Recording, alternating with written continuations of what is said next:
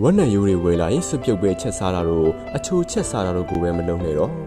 စားရတာညင်းငွေလာပါလိမ့်မယ်ဒီနေ့တော့လူကြီးရောကလေးပါကြိုက်တဲ့ဟင်းချက်နီးအသေးလေးကိုပြောပြပေးသွားပါမယ်တပိတ်တာ4000စီရှိတဲ့ဝက်နံရိုးတဲ့ကြက်သွမိတ်ဂျင်းဟင်းချက်အရက်ပဲငံပြားရည်အကျဲစားငရုတ်သီးမို့အထုပ်တဝက်ထည့်ပြီးနှံ့အောင်မှွေပေးလိုက်ပါမယ်